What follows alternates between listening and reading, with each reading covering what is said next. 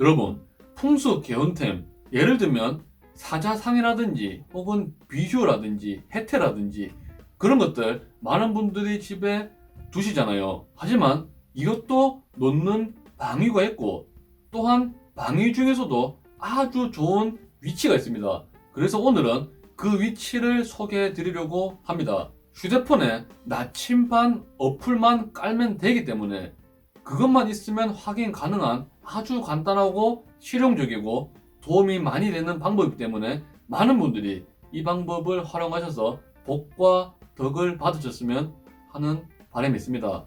어떤 내용인지는 뒤정상에서 확인하시죠.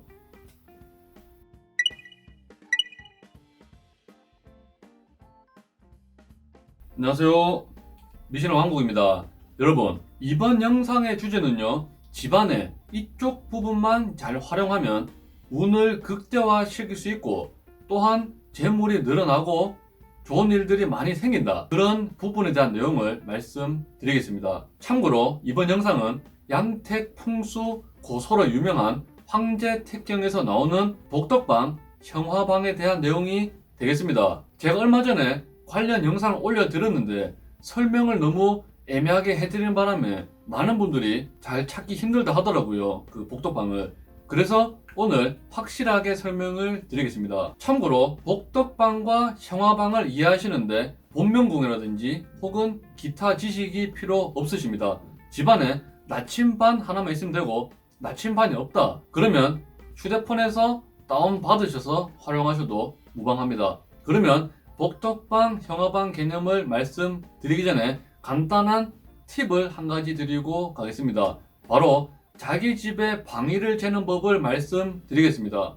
참고로 제가 말씀드린 내용에 정답은 없습니다. 영상을 보시는 분들은 조금 당황스러울 수도 있지만 풍수 자체가 이기론에는, 방위를 체크하는 풍수 이론에는 많은 이론들이 존재합니다. 그래서 어떤 전문가분께서는 이게 맞다, 어떤 전문가분께서는 저게 맞다, 어떤 전문가분께서는 둘 다 틀렸다, 이게 맞다, 그런 식으로 말씀을 많이 하시거든요. 그래서 집안의 방위를 잴 때는 건물, 예를 들면 아파트가 있잖아요. 아파트 동을 기준으로 재는 분들도 계시고, 혹은 아파트 베란다나 창문을 기준으로 향을 재는 분도 계십니다. 또한 단독주택 같은 경우는 본인의 집과 옆집 사이의 기준을 재는 분들도 계시고, 대지, 즉 건물에 올라간 본인의 땅 혹은 속해 있는 땅을 기준으로 대지의 중심에서 방위를 재기도 합니다. 그래서 제가 아무래도 가장 무난하게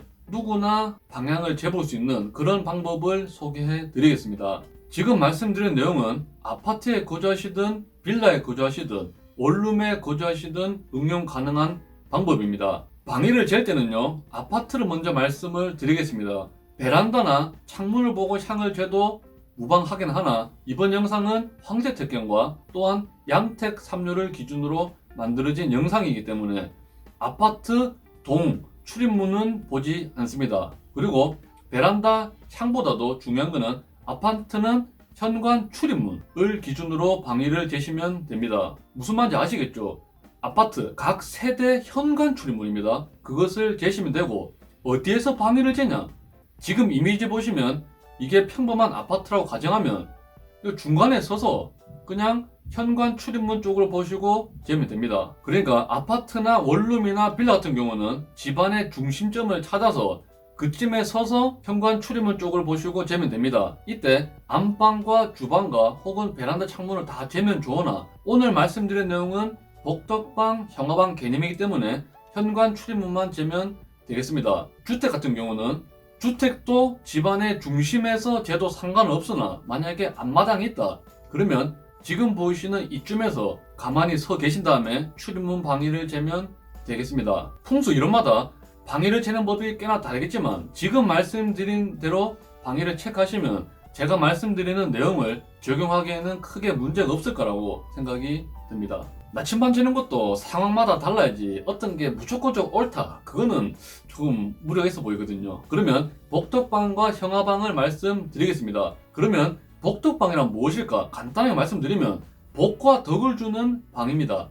그러니까 풍수 개운템이나 혹은 도움이 되는 물건들을 복덕방에 많이 두시면 도움이 되고, 형아방이란 화를 불러오는 그런 방위가 되겠습니다. 그래서 형아방은 최대한 깔끔하게 정리해 두는 게 좋고, 옷장이나 혹은 물건들이 들어가 있다 그러면 깔끔하게 정리를 해 두시고, 웬만하면 많이 안 건드리는 게 좋다고 말씀드릴 수 있습니다. 간단히 한 번 더 말씀드리면, 복덕방은 복을 주는 곳, 형아방은 잘못 건들면 화날 수 있는 그런 공간이라고 말씀드리겠습니다. 그러면 복덕방과 형아방을 찾는 방법을 말씀드리겠습니다. 지금 보시면 아파트 내부가 보이시죠? 각자 집마다 생긴 게 조금 다르겠지만 최대한 비슷하게 그려보려고 노력했습니다. 그러면 이 집의 현관 출입문은 남향이라고 가정하고 말씀을 드리겠습니다. 일단 가장 중요한 것, 남동쪽과 북서쪽에 점을 찍습니다. 보시죠? 집 중앙을 중심으로 점을 찍으세요. 찍은 다음에 가로지선을 쭉 긋습니다. 그었죠? 그으시면 지금 보이시는 현관 출입문이 속하는 이쪽 방위가 바로 복덕방입니다. 여러분 이해 가시죠? 이 정도 말씀드리면 충분히 이해하실 거라 생각이 듭니다. 그러면 현관 출입문의 반대쪽은 무엇일까요? 바로 형아방이 되겠습니다. 정말 쉽습니다. 여러분 그래서 지금 보이시는 이쪽 복덕방 주변에 풍수 개운템이나 혹은 오디오 아니면 러닝머신 아니면 실내 자전거라든지 그런 개운템들을 많이 두시면 좋습니다. 복덕방은 활발하게 움직일수록 복이 올라옵니다. 그러면 계속 방위마다 말씀을 드리겠습니다. 제가 저번에 너무 설명을 못 해드리는 바람에 이번엔 좀 자세하게 말씀을 드리겠습니다. 자, 그러면 남동쪽과 북서쪽 이 지선은 가만히 둡니다. 그래서 아랫부분은 양택, 양의 기운, 위쪽은 음택, 음의 기운. 그냥 음양을 의미하는구나. 그 정도로만 이해해 주셔도 충분히 활용하시는데 문제는 없을 겁니다. 만약에 본인의 아파트나 빌라나 원룸이나 집이 동향이다, 출입문 방위가 동향이다, 그러면 출입문 쪽에 나 있는 이쪽 지점이 바로 복덕방이 되는 겁니다. 여러분 이제 복덕방을 정확하게 이해하시겠죠? 집 중앙에 섰을 때 남동쪽과 북서쪽을 가로지선 쭉 그었을 때 앞쪽은 복덕방, 뒤쪽은 형아방이 되겠습니다. 만약에 본인의 집이 북향이다 그러시면 이쪽 부분이 바로 복덕방이 되는 겁니다. 그래서 복덕방을 잘 활용하시고 형아방에는 최대한 안 건드시는 게 좋고요. 만약에 서쪽이 현관 출입문이다 그러면 복덕방은 이쪽이 되는 겁니다. 형아방은 이쪽 부분이 되는 것이고요. 그래서 복덕방에 풍수 개운템이나 관련 운을 올려주는 아이템들을 많이 두시는 걸 추천해드립니다. 여러분 이제는 복덕방과 형아방을 이해하실 수 있겠죠?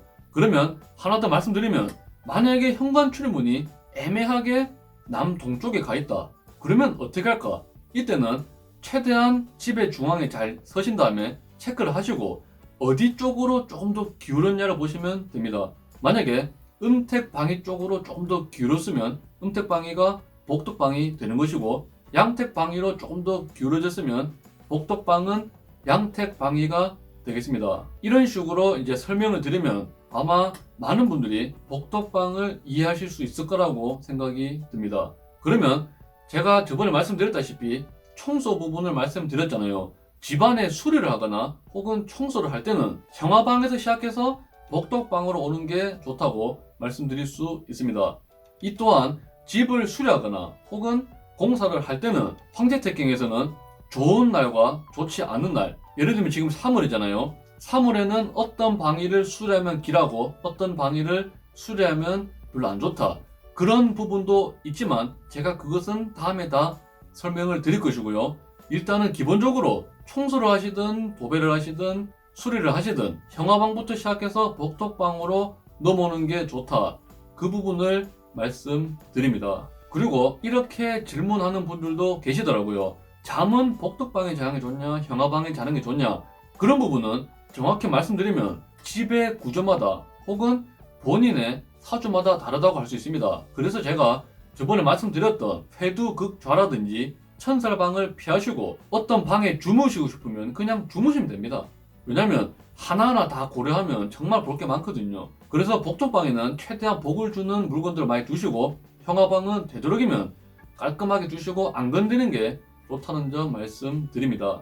만약에 집안에 베란다를 설치하고 싶다, 베란다가 없는 집인데 중문이라든지 베란다를 설치하고 싶다. 그러면 복덕방에 설치하시는 게 보다 더 도움이 된다고 말씀드릴 수 있겠죠. 이런 식으로 복덕방은 거들수록 많이 둘수록 좋고, 형아방은 조용하게 그냥 가만히 두시고 청소만 깔끔해 주시는 게 보다 도움이 된다고 말씀드릴 수 있습니다.